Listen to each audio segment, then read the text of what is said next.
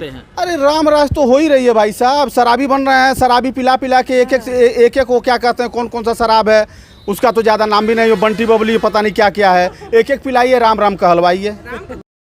जिस तरीके से उत्तर प्रदेश में योगी सरकार ने प्राथमिक विद्यालयों के मर्जर या उसके बंद करने की घोषणा की है, तब से लगातार विपक्ष के रूप में समाजवादी पार्टी हो, कांग्रेस हो या अन्य कई भी दल हों जो राजनीतिक रूप से कहीं ना कहीं विपक्ष के रूप में अपनी भूमिका निभा करके सड़कों पर उतर करके जगह जगह प्रदर्शन कर रहे हैं, साथ ही विभिन्न ज़िलों के डीएम कार्यालय पर जा कर के ज्ञापन भी दे रहे हैं। आज आप देख सकते हैं कि इन लोगों ने अपने हाथों में दस्तियाँ टांग रखी है कि भाजपा का उद्देश्य अशिक्षित रहे उत्तर प्रदेश। बड़ा विरोधाभास है, जिस प्रदेश और जिस देश में अमृतकाल की बात कही जा रही हो वहाँ पे ऐसा आरोप लग रहा है कि अशिक्षित बनाने का काम हो रहा है। तो आइए हम लोग सीधे बात करते हैं, महिला विंग का आज ये प्रदर्शन हो रहा है, क्या बताएंगे आज?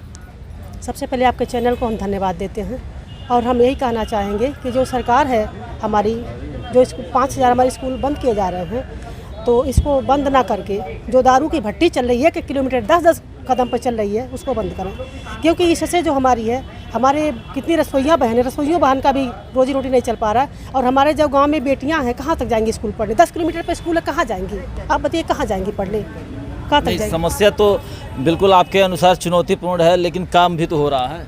क्या काम हो रहा है? अरे सरकार ने काया पलट जैसी योजना लाई है, आज जो है कि स्मार्ट बोर्ड लगा दिया, टाइल्स मार्बल लगा दिया स्कूलों में। लगाने से किसी पीडीए परिवार का घर चलेगा? किसी का घर चलेगा? किसी के घर में रोटी जाएगी? किसी के बच्चे शिक्षित होंगे? किसी की बहन बेटियां कितने दूर पढ़ने जाएंगी? स्मार्ट मीटर से उनका घर चलेगा? नहीं चलेगा। क्या क्या मांग रखी है आज? हम लोगों ने यही मांग रखा है कि स्कूल जो बंद किए हैं स्कूल को चालू करें।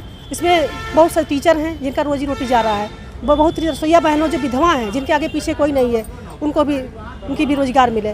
और जैसे कि बहुत गरीब बच्चे हैं नहीं पढ़ पा रहे हैं, कहाँ जाएंगे पढ़ने वो सब? हम लोगों ने यही मांग किया कि स्कूल चालू करें। अभी आपने देखा होगा कि देवरिया जनपद में बड़े विरोध के बाद जो मर्जर का आदेश हुआ था उसको रद्द कर दिया गया। लगता है कि गोरखपुर में भी वो होगा? हो जाएगा। क्या हो जाएगा?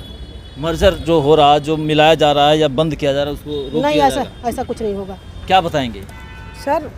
मान लीजिए ये अपना मंजर चला रहे हैं, अपना मंजर कामयाब कैसे होगा? पहले उनको रोजगार देना चाहिए, रोजगार के बाद हर चीज़ दें तो अच्छा रहता है। रोजगार नहीं रहेगा तो कैसे रोड पर चलेंगे आदमी? पेट नहीं भरेगा कैसे चलेंगे? रोजगार दे ही नहीं रहे हैं। और नहीं महिलाओं के बैंक सखी बना रहे हैं, समूह बना रहे हैं, उससे क्या हो रहा है? महिलाओं को तनख्वाह मिल रही है और नहीं दिन भर उसी में फंसी हैं, कोई काम नहीं है, काम दिन भर कर रही हैं, मजदूरी सैलरी कुछ नहीं है। तो इसीलिए ये अपना बंद करें। सरकार जो चला रही है नियम कुछ नहीं, महिलाओं के या पुरुष के हक में कोई चीज़ नहीं है, सब एक ढोंग है और ढोंग से अपना वोट भी ले रहे हैं, जीत भी रहे हैं। ये सब अपना बंद करें, संपूर्ण काम करें, हम लोग का मांगे है। आइए विधानसभा अध्यक्ष है ना, चलिए ऑन कीजिए बस। सरकार की आबकारी नीति के तहत तय किया गया है कि इस वित्तीय वर्ष में 56,000 करोड़ रुपया जुटाएंगे। तो कहीं ना कहीं सरकार इसी उद्देश्य को पूरा करने के लिए लगातार हर किलोमीटर पे 2-2 किलोमीटर पे अब तो मॉडल शॉप खोल दे रही है शराब के नाम पे। क्या कहिएगा आप? देखिए, ये 56 करोड़ नहीं 5600 करोड़ इकट्ठा कर सकते हैं। ऐसे ही विद्यालय बंद करेंगे, जितने भी शिक्षित लोग हैं उनको बेरोजगार करेंगे, बेरोजगारी बढ़ाएंगे, अपनी कोष खजाने को भरेंगे, उनको सैलरी न देना पड़े। और ये जो मॉडल शॉप खोल रहे हैं, शराब की दुकानें हर 1 किलोमीटर के अंदर दुकानों का ये बाइला जो लागू हो चुका है कि 1 किलोमीटर के अंदर दुकानें होनी चाहिए शराब की।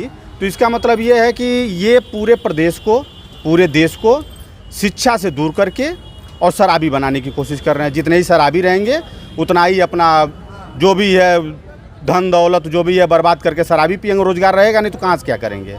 तो इन लोगों का यही उद्देश्य है कि शिक्षित वर्ग जब समझ जाएगा तो इन लोगों की मंशा, इन लोगों की सब कुछ समझ सामने आ जाएगा।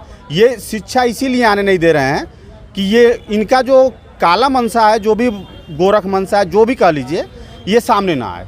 नहीं, लेकिन प्रदेश की जो मुखिया है इस समय वर्तमान में योगी आदित्यनाथ, उनकी छवि तो एक धार्मिक गुरु के रूप में है और जहाँ भी जाते हैं सनातन और कौन कौन सी परंपरा की बात करते, तो लगता है कि उनसे गलती हो रही है। नहीं, बिल्कुल गलती हो रही है।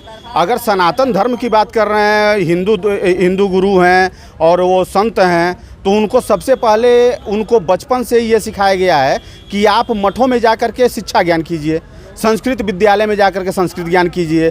आप वेदों के सभी वेदों के जानकार बनिए। जब आप खुद इस चीज़ से आगे बढ़ चुके हैं तो आप ये कदम उठाने के मतलब हमारे समझ में नहीं आ रहा है ये कदम उठा क्यों कि ये शिक्षा के मंदिर जो भी प्राइमरी स्कूल हैं बंद कीजिए। अरे भाई ठीक है, मध्य प्रदेश हर जगहों पे जाके देखिए, किसी विद्यालय में 10 बच्चे हैं, किसी विद्यालय में 5 बच्चे हैं, वहाँ पे विद्यालयों की व्यवस्था देखिए आप कि मतलब प्राइवेट विद्यालयों से लाख गुना बढ़िया व्यवस्था वहाँ पे हो रही है। आप यहाँ पे व्यवस्था नहीं दे रहे हैं, आप विद्यालयों को सुरक्षित नहीं कर रहे हैं, विद्यालयों को बनवा नहीं रहे हैं और ऊपर से विद्यालय जो भी हैं वो बंद कर रहे हैं। इससे शिक्षा कहाँ बढ़ेगी? प्रदेश में राम राज की बात कही जा रही है और आप देखें कि शराब पी करके तो राम कभी नहीं पैदा हो सकते हैं। अरे राम राज तो हो ही रही है भाई साहब, शराबी बन रहे हैं, शराबी पिला पिला के एक वो क्या कहते हैं, कौन कौन सा शराब है उसका तो ज़्यादा नाम भी नहीं, बंटी बबली पता नहीं क्या क्या है, एक पिलाइए, राम राम कहलवाइए, यही काम करेंगे तो ये राम राज तो है ही है ना।